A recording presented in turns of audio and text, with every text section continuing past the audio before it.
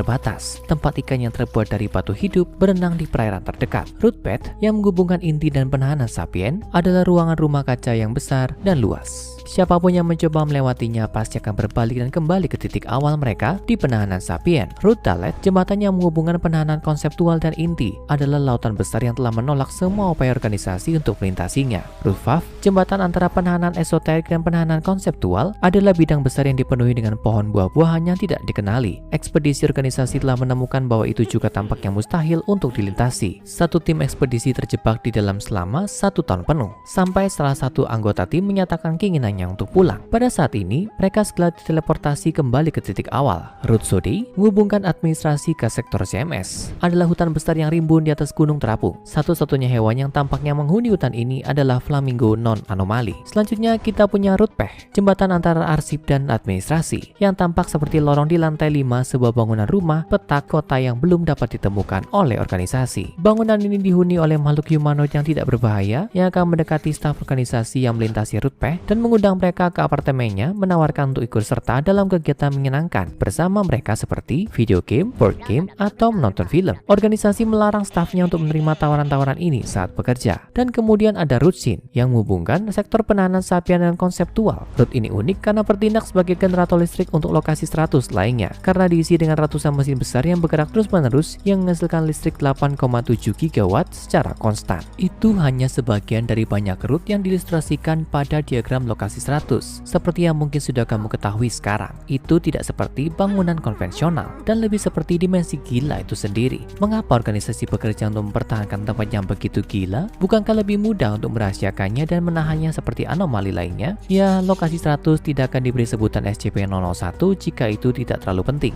Jika lokasi 100 pernah disusupi, itu akan mengarah pada skenario akhir dunia tingkat K yang tak terhindarkan, karena lokasi tersebut secara intrinsik terkait dengan sifat dan penahanan secara harfiah setiap SCP tingkat Keter di alam semesta kita. Maka julukannya tugas Keter bagi mereka yang bekerja di lokasi. Bahkan sebuah anomali tidak bisa digolongkan sebagai Keter jika tidak diberi izin oleh lokasi 100. Berbagai sektor lokasi 100 mencakup seluruh spektrum anomali, dan setiap sektor adalah struktur panoptik masif yang dihubungkan dengan jaringan elevator kaca. Setiap kali SCP tingkat baru ditemukan, nama dan deskripsi singkat tentang sifat anomalinya akan tertulis di salah satu dinding di sektor terkait. Pernah frustasi ketika Dewan Olima menolak untuk menandatangani peningkatan ke tingkat Keter untuk SCP yang lebih jelas berbahaya yang bukan risiko kelolosan tahanan yang ekstrim? Jangan salahkan mereka, karena lokasi 100 tidak menyetujui perubahan tersebut. Setiap kali lokasi 100 memberikan izin kepada SCP baru, lokasi 100 juga mengalami proses unik lainnya, itu memilih SCP-001-K untuk Keter baru dan membuat koneksi di antara mereka menggunakan titik akses yang dikenal sebagai ambang batas. Anggap saja hanya membuka pintu anomali spasial antara dua SCP. Sama seperti anak baik, SCP lain yang bersaing untuk slot 001, lokasi 100 memiliki pemahaman intuitif tentang koneksi yang tak terlihat antara anomali tingkat Keter, dan setiap bagian SCP-001-K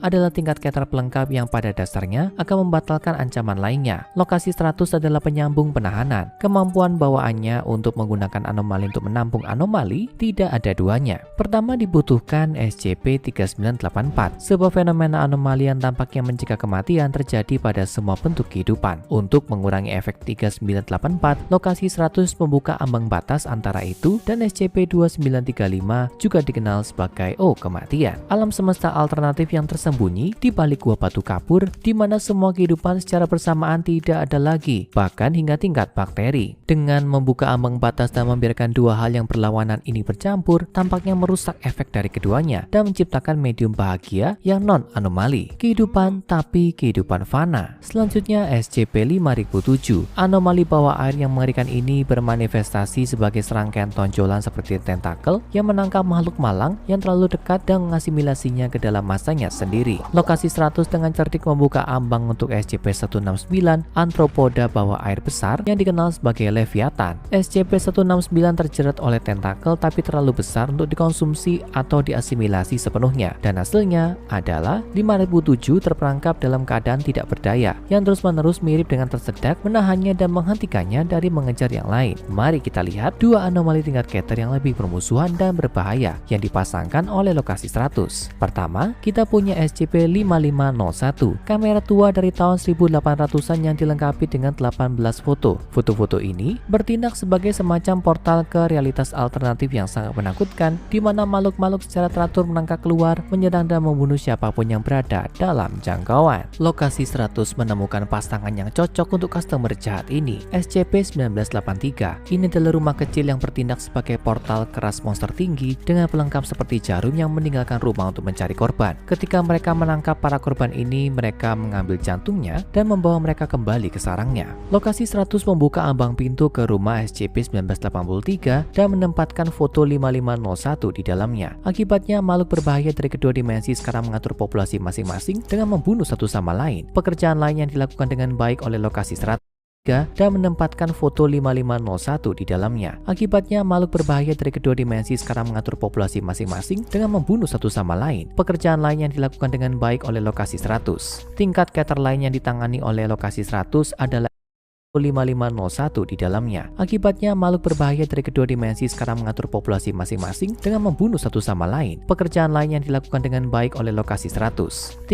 Bahkan mengetahuinya dapat membuatnya menjadi lebih kuat. Tapi lokasi 100 menemukan rekan tingkat Keter yang sempurna, SCP-1262. Ini adalah massa besar materi tanaman yang tumbuh pada tingkat yang benar-benar menakjubkan, berkembang sekitar 7 km per jam. Sama seperti kematian absolut dan kehidupan absolut, dengan memasukkan 1262 ke dalam SCP-PL122, bidang yang sehat ditemukan di antara keduanya. Dan akhirnya, mungkin yang paling aneh dan paling kreatif yang pernah dilakukan lokasi 100, SCP-3852 dan SCP-2547. 3852 adalah mayat tanpa nama yang bermanifestasi di kota-kota kecil, menebar ketakutan dan kecurigaan. Akhirnya, orang setempat diyakini bertanggung jawab atas pembunuhan ini dan digantung dengan marah oleh penduduk Tota sebagai bentuk keadilan main hakim sendiri. Mayat itu kemudian pindah ke kota berikutnya, 2547, jika kamu bisa mempercayainya. Lebih aneh lagi, ini adalah sekawanan anjing yang dipimpin oleh Coyote yang pandai berbicara dan berpakaian seperti pendeta. Lokasi 100 benar-benar memiliki ide seluas galaksi untuk membuka ambang batas dan menghubungkan keduanya. Akibatnya, setiap kali mayat itu muncul di kota, anjing-anjing itu mengamuk dan mengambil alih. Pada saat itu, mereka mendirikan semacam pengadilan kangguru yang konyol, di mana juri yang terdiri dari orang-orang dari kota dipaksa untuk menemukan kambing hitam dari 3852 tidak bersalah. Jika tidak, anjing hanya akan menyandera pasukan air, kota, sampai efek anomali 3852 berlalu. Ide yang hebat. Mengapa organisasi tidak memikirkan itu? Tugas Keter mungkin bukan pekerjaan yang paling konvensional, mudah, atau menarik, tapi seperti semua yang dilakukan organisasi, memastikan lokasi 100 dapat terus melakukan tugasnya adalah bagian penting untuk menjaga dunia kita aman dari ancaman anomali. Sekarang kami permisi, kami harus pergi. Apa kamu tahu mana root yang benar di sini? Sekarang tonton SCP-001, manakah 001 yang asli dan SCP-001 saat hari kehancuran untuk mengetahui lebih lanjut tentang SCP-001 yang misterius. Tonton SCP-001, manakah 001 yang asli dan SCP-001 saat hari kehancuran untuk mengetahui lebih lanjut tentang SCP-001 yang misterius.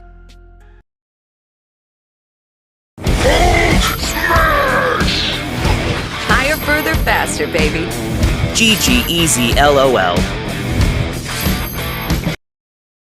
Organisasi SCP tidak asing terhadap kejahatan, mulai dari adanya reptil yang hendak mengakhiri kehidupan di bumi, lalu lelaki tua sadis yang memiliki sebuah dimensi penyiksaan, atau wujud kematian yang bersembunyi di balik gua batu kapur. Tapi bagaimana jika ada yang lebih buruk di luar sana? Sebuah perwujudan kekacauan dan kekejaman hadir di berbagai realita dan dimensi. Apa jadinya kalau itu datang menghampiri kita? Ini adalah Raja Scarlet yang diyakini oleh banyak orang sebagai pusat kejahatan utama di balik banyak masalah yang dihadapi organisasi, dan beberapa bahkan menduga bahwa perlawan terhadapnya adalah alasan pertama organisasi ini didirikan. Tapi apa sebenarnya Raja Scarlet itu? Dia dikenal dengan banyak nama yang hampir selalu berkaitan dengan warna merah dan kerajaan atau kekuasaan. Harah, Kharah, Shah Merah, Crimson Khan, PTE 616 Mendes, Ek Mahina, Laharaja, dan tentunya SCP-0 SCP-001 adalah beberapa identitasnya. Dan seperti banyak musuh misterius dari organisasi, cerita tentang sifat dan asal-usulnya kadang seringkali bertentangan. Menurut dokumen resmi proposal Tufto SCP-001,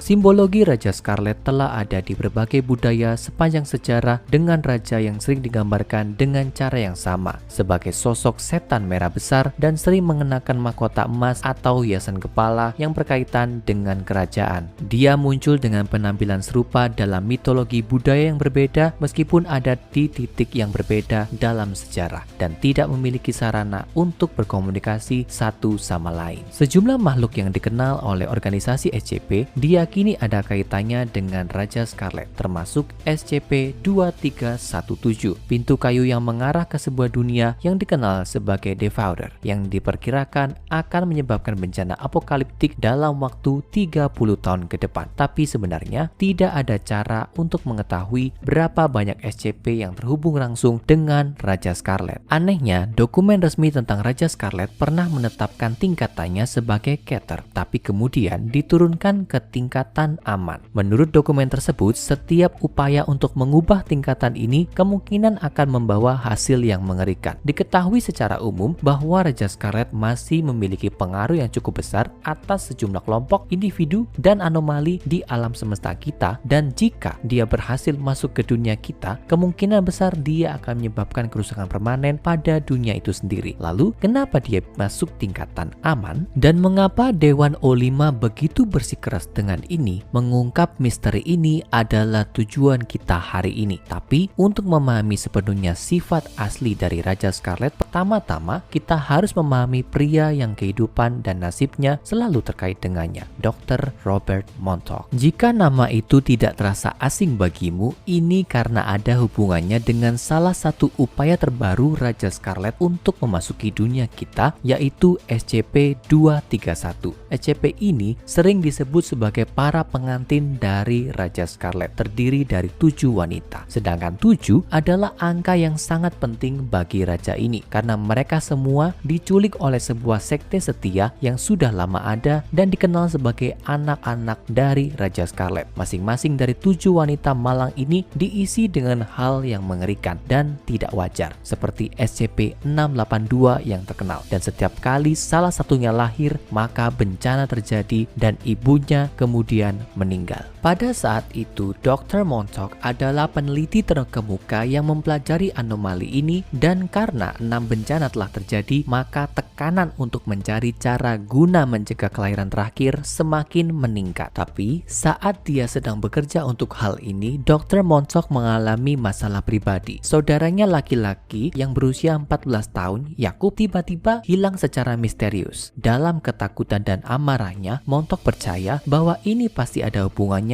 dengan Raja Scarlet dan murid-muridnya. Berkeinginan untuk balas dendam, maka Montauk mengajukan ide prosedur yang begitu mengerikan sehingga detailnya tidak pernah dipublikasikan. Prosedur itu kemudian dikenal sebagai 110 Montauk yang akan dilakukan pada pengantin terakhir secara berkala. Namun, ini bukanlah akhir dari hubungan Dr. Montauk dengan Raja Scarlet. Itu hanyalah permulaan. Untuk memberimu beberapa perspektif tentang betapa berbahayanya Raja Scarlet, organisasi SCP dan koalisi gaib global sampai memutuskan untuk mengesampingkan perbedaan mereka dan membentuk upaya bersama guna membasmi anak-anak Raja Scarlet. Mereka berhasil dalam misi ini dan bahkan berhasil menangkap pemimpinnya, yaitu seorang pria misterius bernama Dipesh Spivak. Montauk yang menjadi pimpinan peneliti pada 231 dan 2317 secara langsung adalah orang pilihan pertama untuk mewawancarai Dipesh tentang sifat sebenarnya dari para anak dan Raja Scarlet. Montauk tidak bisa menjadi pewawancara yang tidak memihak seperti yang diinginkan oleh organisasi SCP. Kecurigaannya bahwa Raja Scarlet atau anak-anaknya punya hubungan dengan saudara laki-lakinya yang hilang masih ada dalam benaknya. Seperti kebanyakan pemimpin sekte lainnya, Dipesh sangat tidak jelas dalam menjawab pertanyaan Dr. Montauk. Dia sudah mendengar tentangnya dari reputasi Dr. Montauk yang mengerikan dan terkejut melihatnya ternyata begitu tenang dan sopan. Beberapa fakta penting tentang raja dan pemujaannya terungkap dalam beberapa seri pertanyaan pertama, yaitu anak-anak ini pernah bekerja untuk tangan ular sebelum disingkirkan karena kesetiaan mereka kepada raja, dan mereka telah mencuri teks suci dari perpustakaan pengembara mistik, hukum konkret, dan hukum Howling. Dr. Montauk bingung dan frustasi dengan Dipesh yang penuh rahasia dan membuatnya harus belajar lebih banyak. Dia menemukan sebuah memoir tua dari mantan anggota anak-anak dari Raja Scarlet, Jack Hurst, yang memiliki kemampuan untuk memasuki pikiran orang-orang dari masa lalu dan mengalami apa yang mereka alami. Dia menceritakan pertempuran antara Raja Scarlet dan para pengikutnya dengan sekelompok penjelajah waktu, yaitu prajurit Turkmenistan dari SCP-3838. Hurst melihat kedua sisi pertempuran. Dari sisi anak-anak Raja Scarlet, tuan mereka berkuasa dari sebuah benteng besar yang tertanam di gunung berapi. Dari sisi orang Turkmenistan, anak-anak itu terlihat kelaparan dan lebam tidak berdaya yang diperintah oleh suara raja dalam raungan angin yang berderu. Montauk juga menemukan catatan ekstensif tentang ritual pemanggilan yang dilakukan oleh berbagai sekte Raja Scarlet. Menariknya, beberapa dari mereka menggunakan ukiran simbol organisasi SCP. Apakah arti dari ini? Montauk kembali ke Dipesh yang akhirnya memberinya informasi tentang hukum darah. Ini adalah hukum Raja Scarlet yang diartikan dengan kemiskinan, kekerasan, kelaparan, kebencian, dan yang terpenting ketakutan. Seperti budak di abad pertengahan, dianiaya dan menjadi sasaran kekerasan dari para bangsawan. Bagi anak-anak Raja Scarlet, rasa sakit suci dan kekaguman ini adalah satu-satunya cara untuk hidup. Alternatifnya adalah hukum konkret yang berarti zaman modern yang diartikan dengan keamanan hampa dan kenyamanan palsu. Berderet bangunan, kemudahan akses makanan,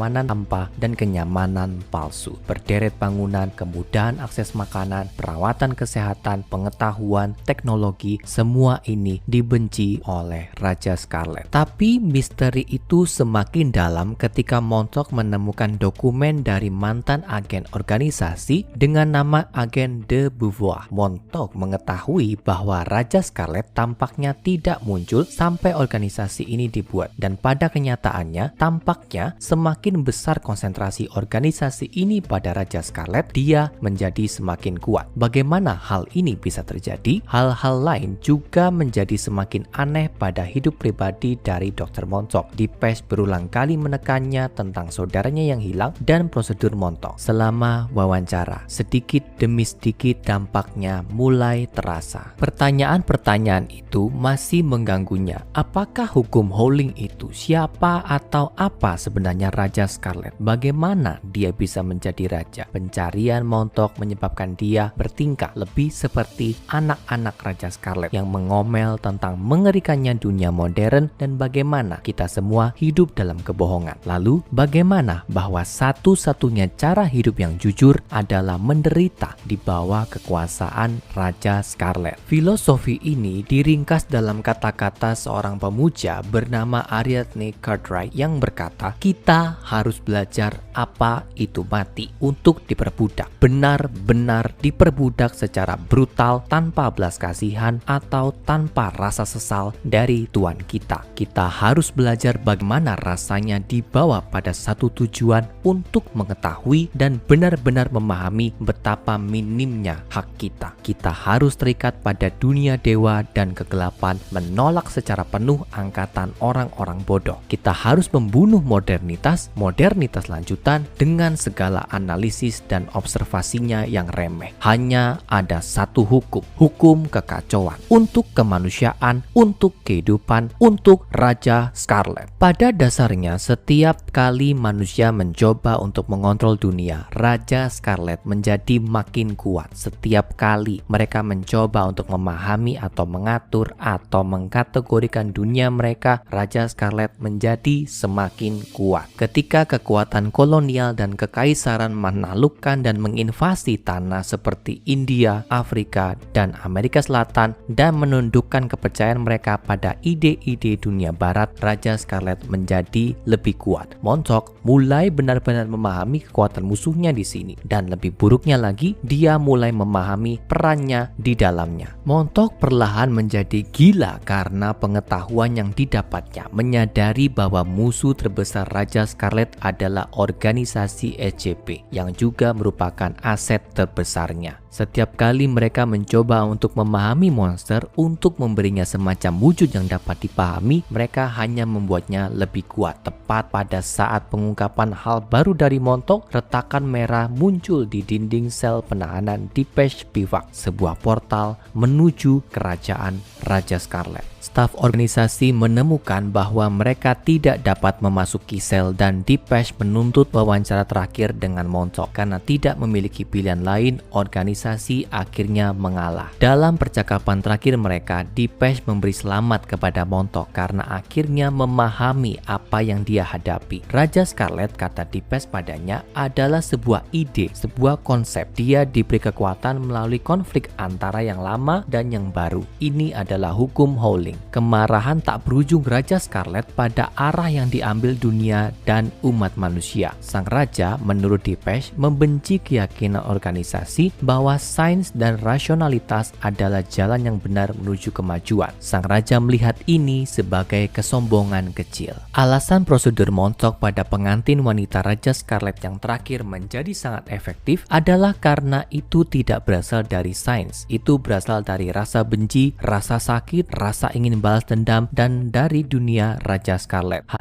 akan terhindarkan. Montauk dalam pikirannya yang sudah kacau menanyakan satu pertanyaan terakhir. Apakah anak-anak atau Raja Scarlet mengambil saudaranya Yakub? Ketika Depeche memberitahunya jawabannya adalah tidak, maka kemudian Montauk menembaknya hingga tewas. Akhirnya mengakhiri anak-anak Raja Scarlet. Terkait dengan penemuannya, Montauk memohon Dewan O5 untuk mengubah cara mereka guna menghindari Raja Scarlet untuk masuk dalam dunia kita. Mereka menolak dengan mengatakan bahwa ide Montauk terlalu radikal, tetapi mereka tahu bahwa mereka tidak bisa begitu saja mengabaikan ancaman yang ditimbulkan oleh Raja Scarlet. Mereka harus mengambil beberapa langkah. Jadi Dewan O5 dari organisasi SCP, kelompok paling kuat dan rahasia di seluruh dunia, akhirnya telah melakukan sesuatu untuk mencegah ancaman paling berbahaya yang pernah diketahui umat manusia untuk masuk dalam dunia kita dan memperbudak semua orang di dunia. Mereka mengubah klasifikasi Raja Scarlet dari Keter menjadi aman dan membuat deskripsinya di dokumen resmi organisasi dengan secara sengaja tidak diinformasikan jelas. Dewan O5 berpikir ini akan cukup untuk menghentikan kekuatan Raja Scarlet yang terus menguat. Tapi Montauk tahu itu tidak cukup. Dia telah melihat kebenaran dan dia tidak bisa mengabaikannya. Sementara organisasi berjalan seperti biasa, Montauk mulai membenci mereka. Dia tahu Raja Scarlet akan datang, dia tahu bahwa dia tidak dapat dihentikan, dan bahwa seluruh dunia kita tidak lebih dari sekedar bebek mainan. Dr. Robert Montauk bukan lagi seorang peneliti untuk organisasi SCP. Dr. Robert Montauk telah mengambil jalan yang berbeda. Dia sekarang adalah anak dari Raja Scarlet, pemuja kegilaan, kebencian, dan kekacauan. Kamu tidak bisa mengalahkan Raja Scarlet, dan seperti pepatah lama, jika kamu tidak bisa mengalahkan mereka, bergabunglah dengan mereka. Sekarang tonton SCP-682, cara organisasi mencoba memusnahkan reptil yang sulit dihancurkan, dan SCP-4999 승찬이 오늘 좀 낯설긴 했어. 나는 부자 될 거야.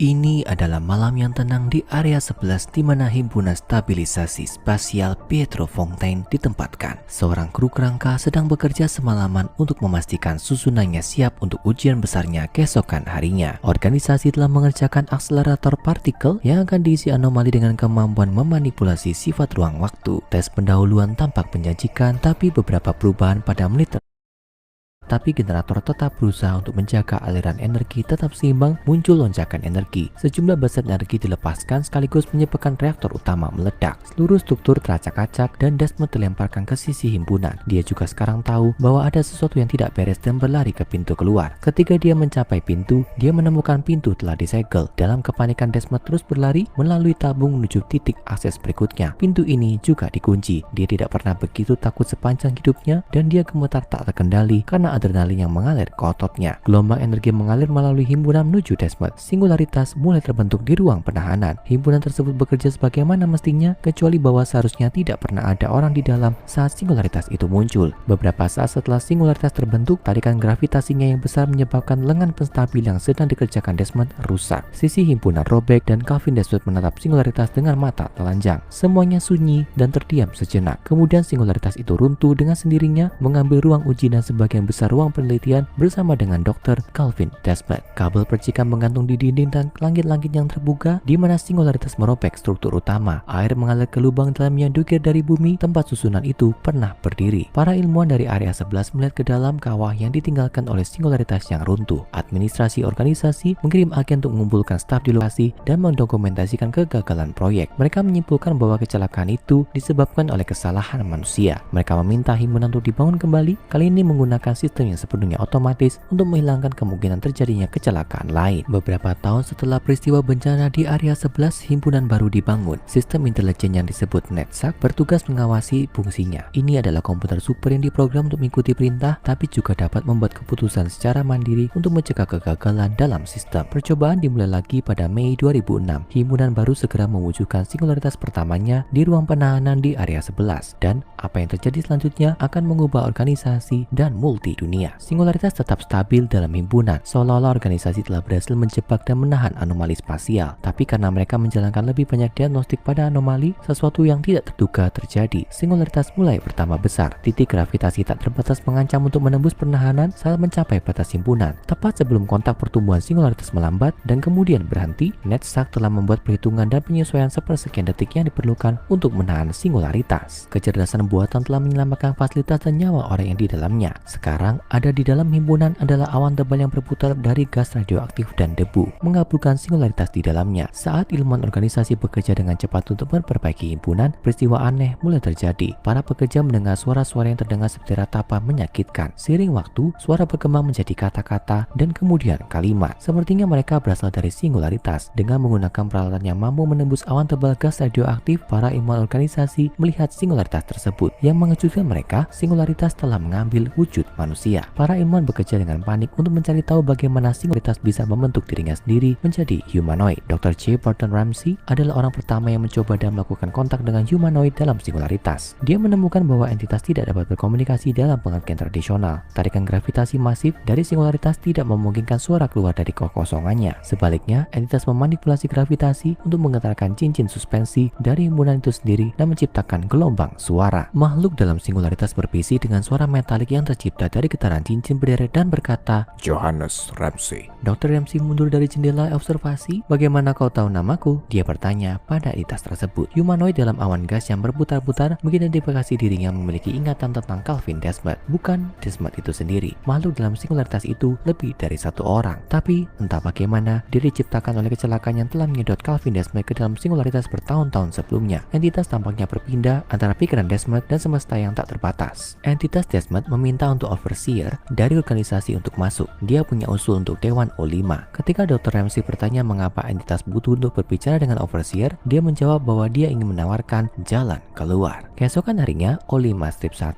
memasuki fasilitas dan menuju ke dek observasi. Dia melihat melalui kaca yang diperkuat ke awan debu radioaktif yang berputar-putar, lalu melirik ke monitor untuk melihat bentuk humanoid dari singularitas di dalamnya. Dia menekan tombol mikrofon di konsol dan bicara pada entitas. Dengan siapa saya bicara? Dia bertanya. Untuk memudahkan, entitas memberitahu O5-1 untuk menyebutnya sebagai Calvin Desmond. O5-1 membuat catatan tentang peristiwa yang terjadi di hadapannya dan kemudian menanyakan tentang jalan keluar yang telah disebutkan Calvin. Udara hening sejenak. Kemudian Desmond mulai berbicara melalui getaran struktur sekali lagi. Dia menginformasikan O5-1 bahwa apa yang dilakukan organisasi dengan mengamankan dan menahan entitas anomali menanyakan tentang jalan keluar yang organisasi dengan mengamankan dan menahan entitas anomali di seluruh dunia seperti memasang tracer kecil pada luka yang jauh lebih besar. Desmond ingin mengusulkan solusi final untuk semua masalah organisasi. O5-1 mendengarkan dengan seksama saat entitas mengungkap misteri dari mana SCP berasal. Dia menjelaskan bahwa anomali yang telah organisasi usahakan sangat keras untuk diamankan, ditangkap dan melindungi umat manusia dari anomali sebenarnya masuk ke dalam dunia mereka dari multidunia yang luas. Satu-satunya cara untuk menghentikan perwujudan anomali ke alam semesta ini adalah dengan menghancurkan semua realitas lainnya. Entitas Calvin Desmond memberitahu O5-1 bahwa dia dapat menyebabkan kehancuran ini jika mereka melepaskannya dari batasan himpunan. O5-1 terpaku oleh gas yang berputar-putar yang menjanjikan keselamatan dan semua orang di bumi. Dia menggelengkan kepalanya karena tidak percaya. Mungkinkah ini benar? O5-1 berpaling dari gas yang berputar-putar dan mulai menjauh dari kaca. Aku perlu memikirkan apa yang kamu katakan. Struktur mulai sedikit bergetar, suara Calvin Desmond bergema sedikit lebih keras dari sebelumnya. Pilihlah dengan cepat, Overseer. Meskipun ini tidak akan terjadi selama beberapa dekade, pada akhirnya peristiwa bencana besar di SCP akan memusnahkan kehidupan di planet ini. Mungkin tidak dalam masa Anda, tapi ini pasti akan terjadi dalam masa hidup anak-anak Anda. Kita akan segera berbicara lagi. Getaran melambat dan kemudian berhenti sama sekali. Ada keheningan yang menakutkan di ruang observasi saat O5-1 berjalan keluar. Keesokan harinya, semua anggota staf yang berada di area 11 dipindahkan ke lokasi lain organisasi dan diberi amnesti. Dewan O5 bertemu di ruang bulat besar dengan panel kayu dan tanpa jendela. O5-1 memulai pertemuan dengan memberitahu yang lain apa yang telah dijelaskan Calvin Desmond tentang akhir dunia. Dia berhenti sejenak untuk sesuatu yang tampak seperti keabadian dan kemudian memberitahu mereka tentang tawaran Desmond bahwa dia dapat mencegah akhir dunia, tapi dengan mengajukan realita lain yang tak terbatas jumlahnya. Ini berarti bahwa semua manusia dan makhluk dari realitas tersebut akan dihancurkan juga. Apakah membunuh makhluk lain yang tak terhitung jumlahnya layak untuk melindungi realitas mereka sendiri? O5-1 mulai bergetar. Dia belum tidur atau makan apapun sejak pembicaranya dengan Desmond. Dia terkoyak dari dalam. O5-3 berdiri dan berbicara kepada Dewan. Dia memberitahu semua orang di ruangan itu bahwa tim independen telah melakukan penelitian tentang apa yang diklaim entitas Calvin Desmond.